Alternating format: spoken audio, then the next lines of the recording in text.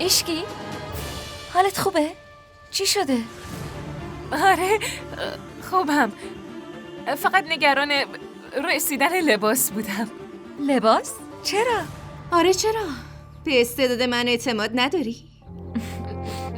منظورم این نبود، فقط داشتم فکر می‌کردم که میتونم این لباس رو بپوشم یا نه. خب وقتی امتحانش نکنی که معلوم نمیشه، درسته؟ درسته، بیا امتحان کنیم.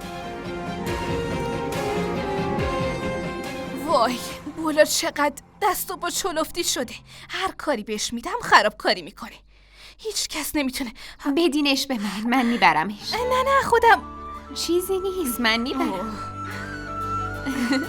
اون تجسم لیست آرزوهایی که برادر داره.